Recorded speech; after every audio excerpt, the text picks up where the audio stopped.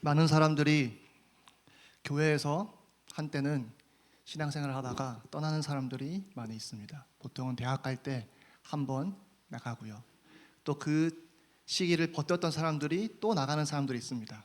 언제입니까? 이제 청년이 되었을 때 본인이 직장을 잡고 본인이 경제 활동을 하면서 부모로부터 간섭이 진짜 거의 이제 없는 그 단계에 이르렀을 때 또 한 번 교회를 떠나시는 분들이 있는 것 같습니다.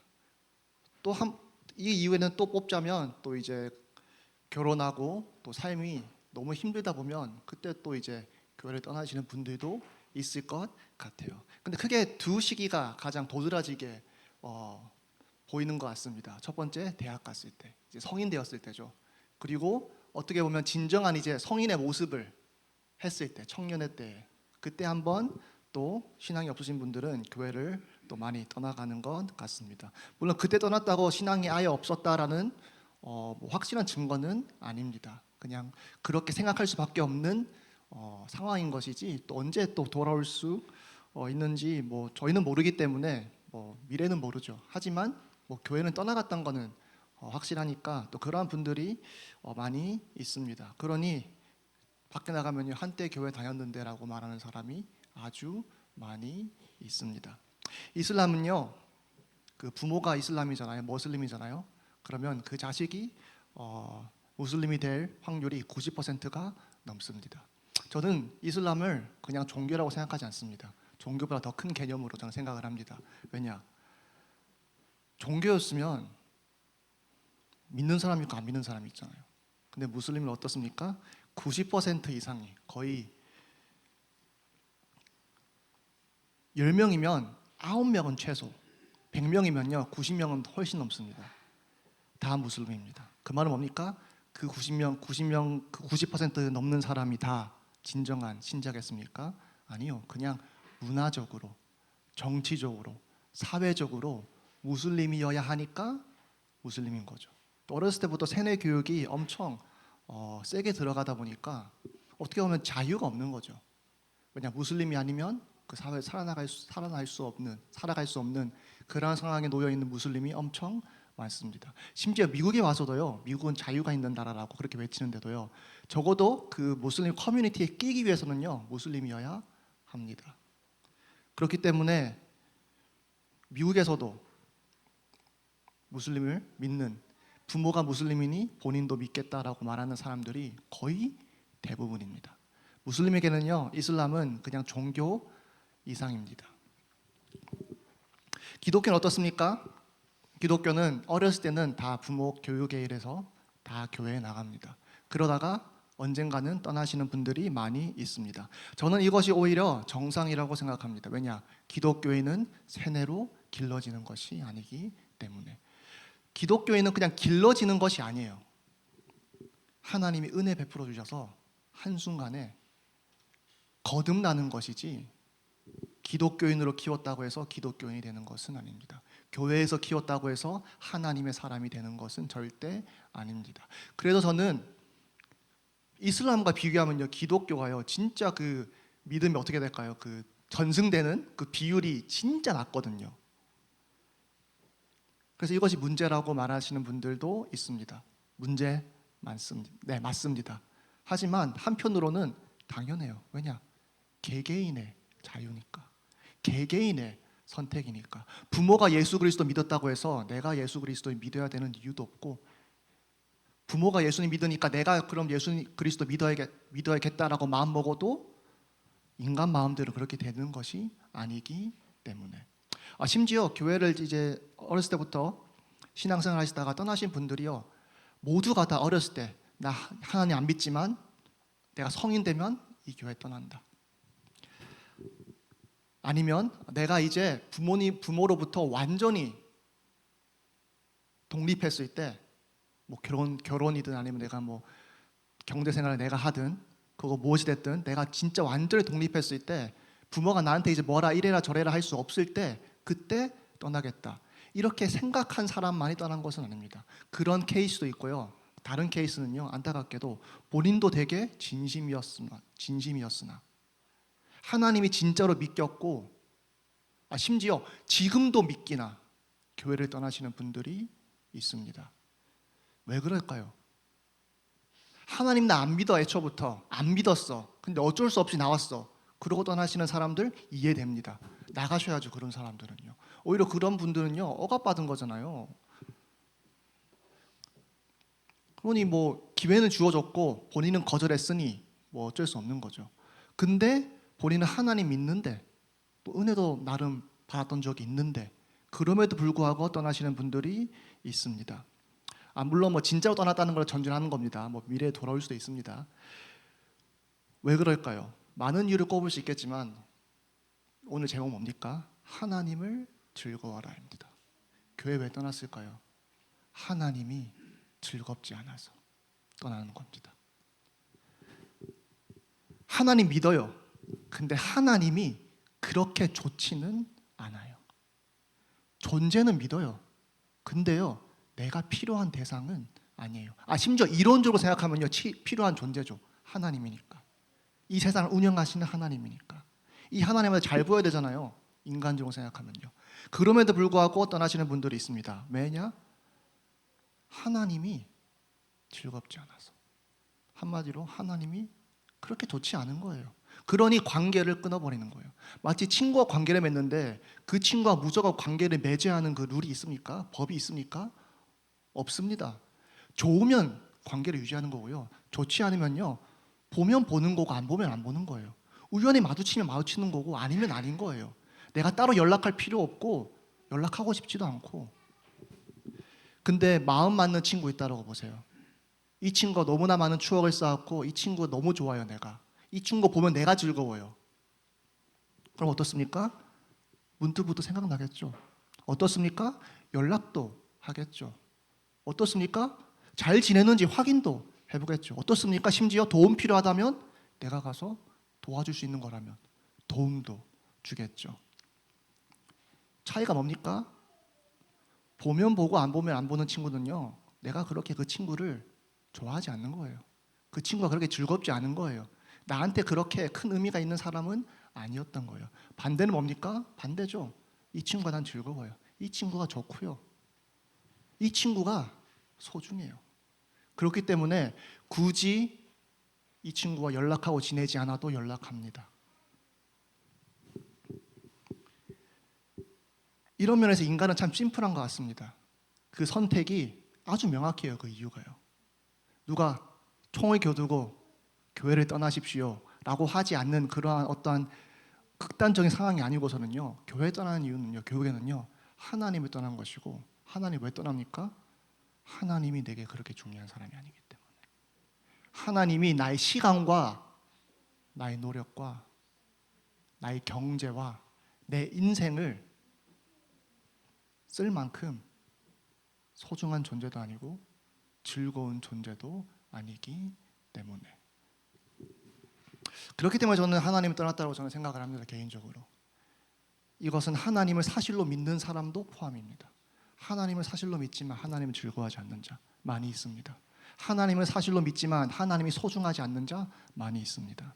하나님을 사실로 믿지만 하나님이 내게 그렇게 큰 의미가 아닌 사람 되게 많습니다. 그렇기 때문에 진정한 믿음은 뭡니까? 제가 계속 말씀드리잖아요.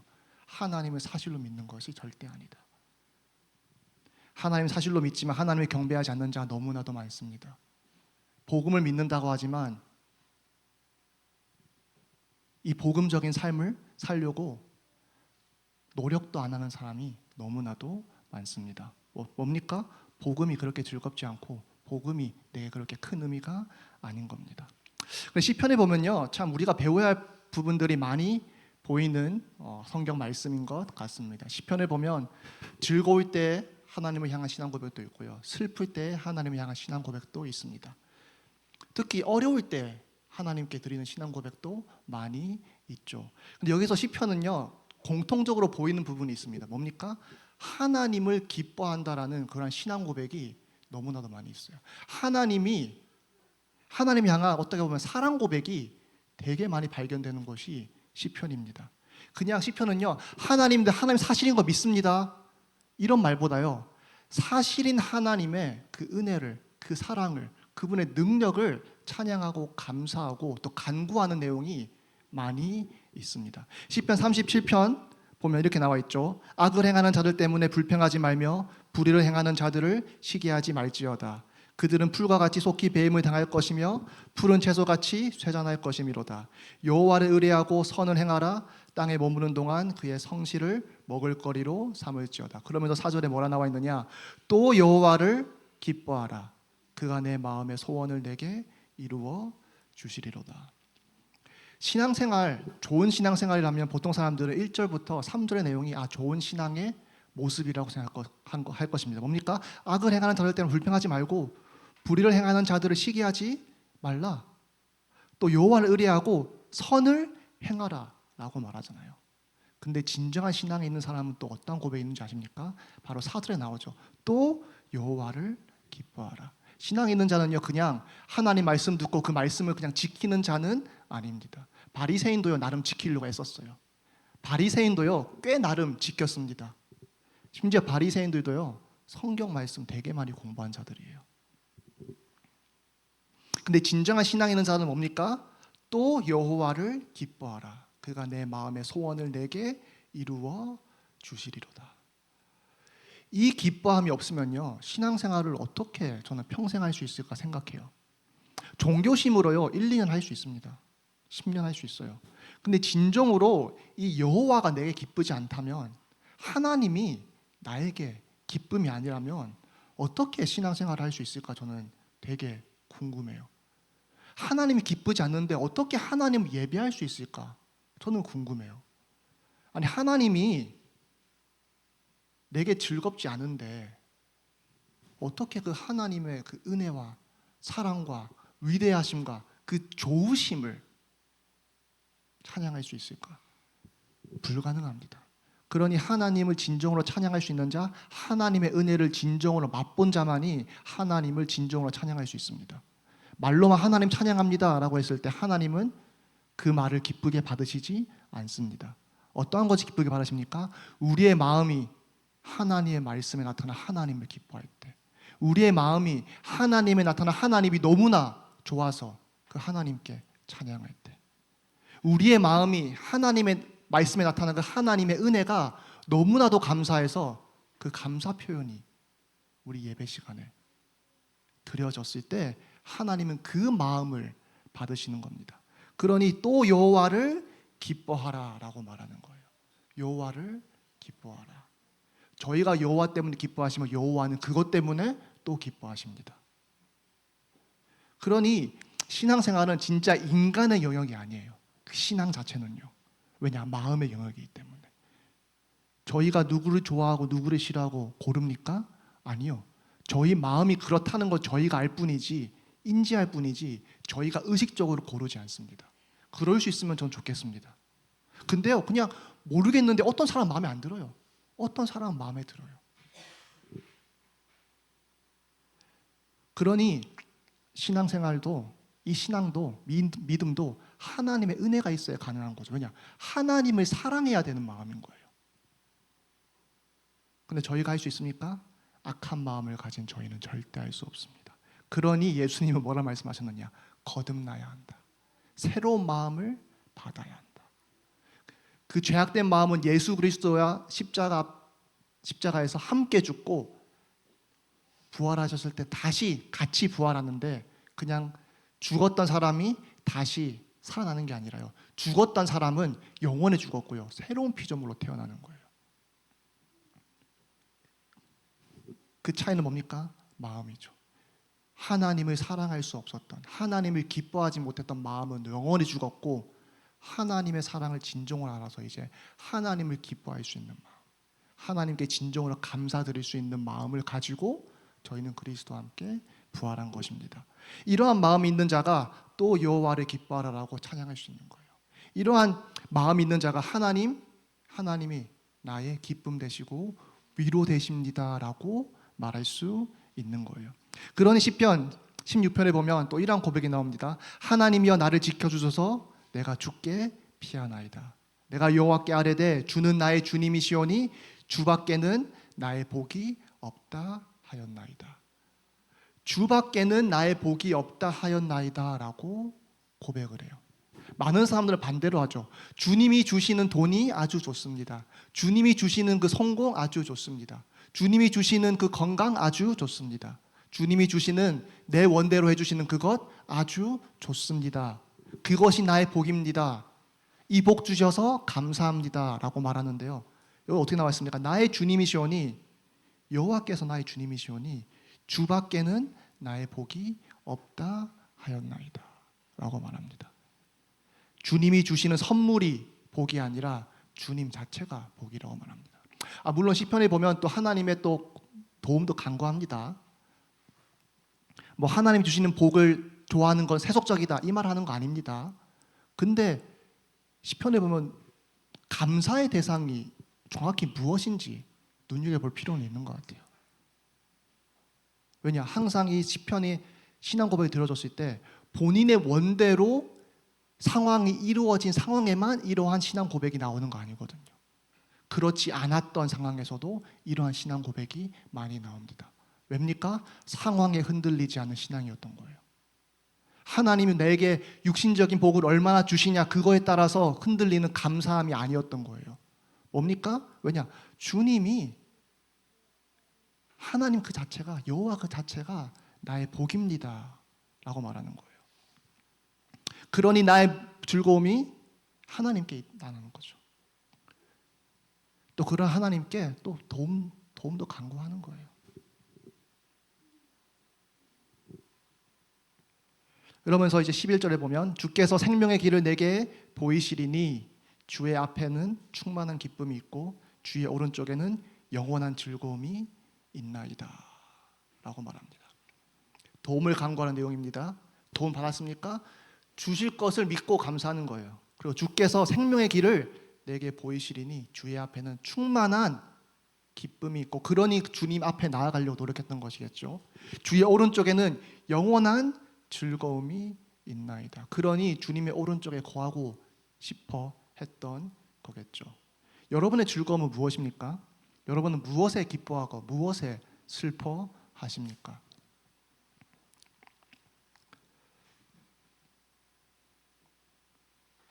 하나님 믿는 사람은 물론 이상적으로 항상 살 수는 없죠. 하지만 진정한 믿음이 있는 사람은요, 하나님을 기뻐하는 사람입니다. 하나님을 기뻐하지 않는다? 하나님의 은혜를 진정으로 받았는지, 그거를 실질적으로 내가 알고 있는지 한번 되짚어 볼 필요가 있을 것 같아요. 부모가요, 우리를 위해서 많은 희생을 했잖아요. 뭐 고아가 아닌 이상 엄청난 희생입니다. 근데 그 희생, 예수 그리스도께서 주신 희생과 비교했을 때는요, 죄송한 말이지만 예수 그리스도의 희생이 훨씬 더 크죠. 그 사랑이 훨씬 더 크죠. 그 값어치가 훨씬 더 크죠. 근데 부모의 사랑은 웬만한 사람들 다 아는 것 같아요.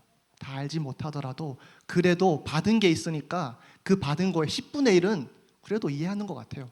나이 먹으면 먹을수록 더 이해하겠죠, 그것을. 부모만큼 자식이 그 부모를 사랑하지 못한다 하더라도요, 그래도 압니다. 부모가 나에게 사랑 줬구나. 그래도 압니다. 부모 없으면 나 안 되는 사람이었구나.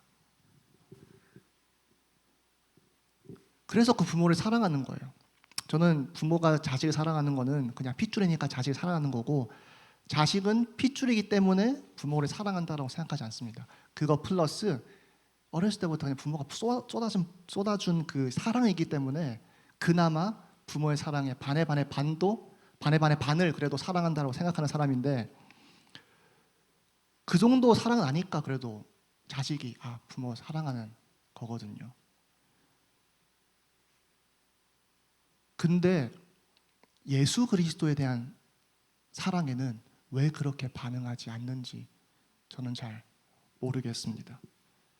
부모의 사랑에는 뭐 다 반응하지 못한다 하더라도 반의 반은 그래도 반응하는 것 같은데, 물론 뭐 부모 감사하지 않을 때도 있겠지만서도 그래도 부모님을 사랑하는 마음 있는데,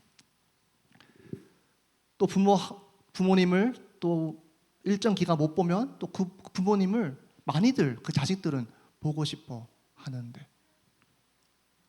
또 부모가 슬퍼하면 그 슬퍼하는 모습을 보면 자식들도 똑같이 슬퍼하는 마음이 있는데 예수 그리스도의 사랑에서는 왜 그런 식으로 반응하지 않는지 잘 모르겠습니다. 근데 확실한 건 있습니다. 그 사랑을 진정으로 맛본 자는 예수 그리스도를 사랑하게 되어 있습니다.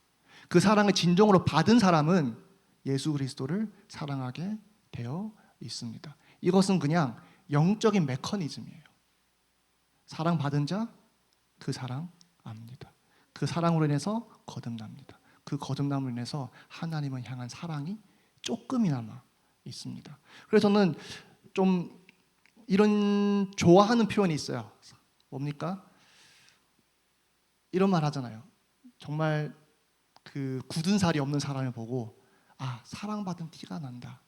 어렸을 때부터 부모님의 사랑을 너무 듬뿍 받으면서 자란 티가 난다. 이런 말이 있죠. 저는 그 말을 온전히 믿진 않습니다. 그런 케이스도 있고요. 안 그런 케이스도 있지만 왜 그런 말이 있는지는 알 것 같아요. 일반적으로 보면 그런 말이 나름 합리성이 있는 것 같습니다. 근데 이 말을 내가 왜 좋아하냐? 교육에는 사랑받으면 그게 티가 난다는 거잖아요. 사랑을 많이 받으면 거기에 영향을 받아서 그 사람의 모습이 달라진다는 거잖아요. 저는요, 신앙에서도요, 이 말이 진짜 맞다고 생각합니다. 사랑받은 티가 난다. 진정으로 하나님의 사랑을 받은 자, 그 사랑을 받은 자, 그 사랑을 깨달은 자, 티가 날 수밖에 없습니다. 인간의 사랑도요, 부모의 사랑도요, 조금 특별하게 남들보다 조금 더 많이 받잖아요. 티가 난다고 합니다. 그러면 하나님의 사랑은요, 티가 안 날 수 없습니다. 그런 사람이 다윗이었던 것 같아요. 그러니 시편에 보면 여호와를 즐거워할지어다. 심지어 어려운 상황에서도 하나님 구해 주십시오. 그러면서 우려되고 막 하나님께 불평불만해야 되잖아요. 그럼에도 불구하고 감사합니다.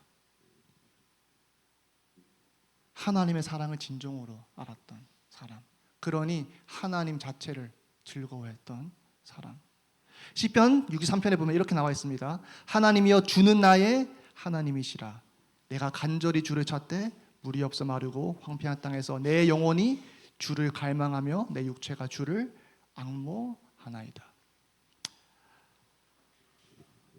자식이 진짜 부모를 사랑하면요, 엄마가 내 엄마인 게 너무나 좋다 이렇게 생각할 수 있잖아요. 아빠가 내 아빠인 게 너무나 좋다라고 생각할 수 있잖아요. 다윗 이러한 마음이었던 것 같아요. 하나님이여 주는 나의 하나님이시라. 마치 하나님이 나의 하나님인 것 자체가 너무 좋은 것 같은 느낌이 들죠. 그러니 내가 간절히 주를 찾되 물이 없어 마르고 황폐한 땅에서 내 영혼이 주를 갈망하며 내 육체가 주를 앙모하나이다. 누구를 바란다고 했습니까? 하나님. 하나님이 주시는 것 말고 하나님. 무엇을 앙모합니까? 육체가 앙모한다 했잖아요. 그럼 육체가 앙모하면 육체는 다른 육신적인 걸 앙모해야 되잖아요. 주님을 앙모하나이다 라고 나와 있습니다. 마치 이 땅에 가장 즐겁고 이 땅에서 가장 갈망할 만한 것 아니면 바로 하나님인 것 마냥 그렇게 말하죠. 그러면서 내가 주의 권능과 영광을 보기 위하여 이와 같이 성소에서 주를 바라보았나이다. 주의 인자하심이 생명보다 나음으로 내 입술이 주를 찬양할 것이라. 이러므로 나의 평생에 주를 송축하며 주의 이름으로 말미암아 나의 손을 들리이다. 너무나도 저희가 배워야 할 신앙 고백인 것 같습니다. 무엇 때문에 찬양합니까? 주의 인자하심이 생명보다 나음으로. 이러므로 내 평생의 주를 송축하겠다. 주님의 이름으로 말미암아 내가 손을 들겠다라고 말합니다. 찬양의 주체가 뭡니까? 하나님입니다. 하나님이 주시는 복 많이 받았겠죠. 근데 그 복을 주신 하나님이 더 큰 복이다 이거예요. 그 즐거움을 주신 하나님이 더 큰 즐거움이다 이거예요. 그러한 조그마한 구원들을 주신 하나님이 나의 진정한 구원이다 이거예요. 그러니 주의 인자하심이 생명보다 나음으로 주를 찬양할 것이라. 저의 찬양이 이런 찬양이 되었으면 좋겠습니다. 그냥 하나님이 좋은 거예요. 그냥 하나님이 이 세상 것보다 더 나은 거예요. 찬양해야 되니까, 교회 왔으니까, 찬양 불러야 하는 차례니까가 아니라 그냥 세상의 모든 것이 다 뒤져봤는데 하나님보다 나은 것 없으니까 하나님이 최고십니다 라는 고백이 찬양을 통해서 드려졌으면 좋겠습니다. 그러니 찬양 종교심으로 드릴 수 있는 것이 아닙니다. 절대로. 이 은혜를 아는 자만이, 이 은혜를 즐거워하는 자만이, 이 은혜를 감사한 자만이 하나님께 온전한 찬양을 드릴 수 있는 거예요. 그러니 시편 보면요, 진짜 찬양의 정석이에요.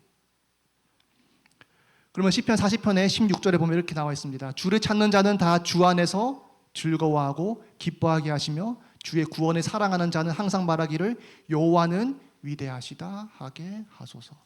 주를 찾는 자는 다 주 안에서 즐거워할 거래요. 그리고 기뻐하시게 하실 거래요. 그리고 주의 구원을 사랑하는 자는 항상 말하기를 여호와는 위대하시다. 다른 것이 위대한 것이 아닙니다. 여호와 그 자체가 위대하다라고 말하는 것입니다. 근데 전제 조건이 있죠. 뭡니까? 하나님이 주신 구원을 사랑하는 자. 이게 없으면 어떻게 하나님이 위대하다라고 말할 수 있겠어요? 하나님이 준 가장 위대한 구원을 위대하게 보지 않는데, 하나님이 가장 궁극적으로 주고자 하시는 그 구원을 별 볼 일 없게 보는데, 그럼 하나님은 어떻게 보이겠습니까?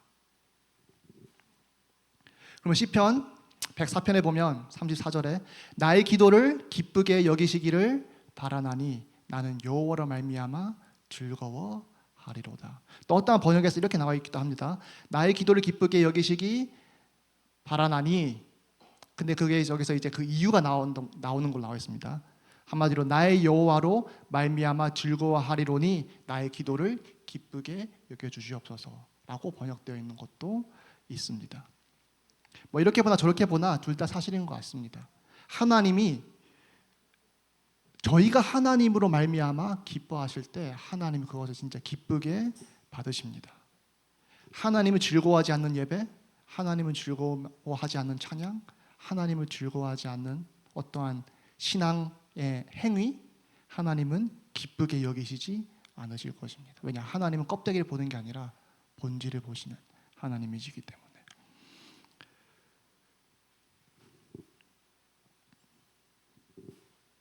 그러니 하나님은 이 본질을 보시는 하나님이니 고린도전서 10장 31절에 이런 말씀이 있는 것 같습니다. 그런즉 너희가 먹든지 마시든지 무엇을 하든지 다 하나님의 영광을 위해서 해라. 너무나 잘 아는 말씀이죠. 하나님이 껍데기를 보셨으면 먹든지 마시든지 아니죠. 그건 별 쓸데없는 거잖아요. 별 볼 일 없는 거잖아요. 근데 하나님은 저희가 볼 때 별 볼 일 없는 것, 심지어 하찮게 여기는 것, 그것마저도요 하나님의 영광을 위해서 한다면, 하나님을 향한 진정한 마음으로 한다면 하나님은 기쁘게 받으십니다. 저희는 어떠한 특별한 업적을 이뤄서 하나님께 영광 돌립니다, 이게 아니라요, 그거든 아니면 별 볼 일 없는 것이든 하나님은 기쁘게 받으십니다. 무엇 때문에요? 하나님의 영광을 위한 그 마음을 보시고 하나님은 그 마음을 기쁘게 또 영광으로 받으십니다. 본질을 보시는 하나님입니다. 저희가 신앙생활을 평생 하나님 보시기에 합당하게 또 하나님의 마음을 미쁘게 하는 그러한 신앙생활을 하려면요, 오늘 나눈 이 말씀 여호와를 기뻐하는 마음 없으면 안 됩니다. 여기서 딜레마가 하나 있어요. 뭡니까? 저희 마음이 저희 마음대로 되지 않는다라는 거예요. 다 알겠습니다. 뭐 말도 되고 뭐 성경에도 그렇게 말하고 있는 것도 알겠고, 근데 제 마음이 제 마음대로 안 됩니다. 뭐 저도 마찬가지죠. 제 마음이 어떻게 제 마음대로 되겠습니까? 그러니 하나님의 사랑을 저희가 알아야 돼요. 그러니 하나님이 주신 은혜를 저희가 먼저 알아야 돼요. 저희는 그냥 뼛속까지 이기적인 존재라서요, 하나님은 저희를 먼저 사랑하셨지만 저희는 그 사랑을 받아야만이, 그 사랑이 저희 마음에 진짜로 느껴져야만이 저희 마음이 동해요. 하나님처럼 무조건적으로 하나님 사랑해야지 절대 안 됩니다. 그러니 저희가 해야 될 것은 하나님 사랑해 주세요라고 간구하는 것도 중요하겠지만서도요. 그 마음이 동하기 위해서 필연적으로 있어야 하는 것. 하나님의 은혜와 그 사랑을 실질적으로 아는 것. 그러기 위해서는요. 일단 말씀을 가까이 될 줄로 믿습니다. 그러니 성경을 읽으세요, 진짜. 그러니 성경을 읽으세요. 지금 이 시간 하나님의 말씀 듣지 마시고요. 여러분 개인 시간에 성경 피셔서요. 그냥 하나님이 여러분한테 쓴 연애 편지다라고 생각하시고요. 하나님의 사랑에 대해서 여러분 직접 읽으시기 바랍니다. 그러면서 여러분이 직접 그 사랑에 대해서 느껴보시길 바래요. 그게 없으면 어떻게 하나님의 사랑할 수 있겠습니까? 그게 없으면 어떻게 하나님의 사랑이 부딪혀올 수 있겠어요? 그러니 저희가 먼저 해야 될 것, 말씀을 가까이 해야 됩니다. 어떻게 해요? 저희 교회는 정답은 항상 정해져 있잖아요. 성경 읽음으로. 그래서 혹시 성경 읽기 놓치신 분들이 있다면 다시 시작하시기 바랍니다. 그냥 이것이 그냥 종교적인 행위를 넘어서 하나님의 사랑을 확인하는 시간이 되었으면 좋겠어요. 하나님 여러분한테 쓰신 편지라고 생각하고 그 편지를 읽어봤으면 좋겠어요. 언제? 매일. 그러면 언젠가 하나님이 그 성경 읽기를 통해서 또 여러분한테 또 그 은혜를 베푸시는 시간이 오지 않을까 싶습니다. 그래서 말씀을 가까이 함으로 이 사랑을 깨달아갔으면 좋겠고요. 이 사랑을 깨달음으로 또 여호와를 더욱더 즐거워하는 저희 되었으면 좋겠습니다. 기도드리겠습니다. 아버지 감사합니다. 하나님이 저희를 먼저 사랑하셔서 저희가 하나님을 사랑하게 되었습니다. 이 사랑을 더욱더 깨달을 수 있도록 주님께서 인도하여 주시옵소서. 또 이 사랑을 더욱더 깨닫기 위해서 하나님의 좋으심을 더욱더 실질적으로 이해하기 위해서 저희도 성경을 펴서 그 성경 말씀을 통하여서 그 사랑과 은혜와 하나님의 그 좋으심을 확인하겠사오니 그랬을 때 주님께서 성령님을 통하여서 저에게 은혜 내려주셔서 그 하나님의 그 좋으심을 실질적으로 저희가 느끼는 그러한 은혜 주님께서 베풀어 주시옵소서. 또 그 은혜 주셨을 때 저희가 하나님을 더욱더 사랑하고 하나님을 더욱더 즐거워하기를 소망합니다. 또 하나님을 더욱더 즐거워하는 그 마음을 가졌을 때 하나님께서 또 저 모든 영광 받아 주시옵소서. 주 예수 그리스도의 이름으로 기도드렸습니다. 아멘.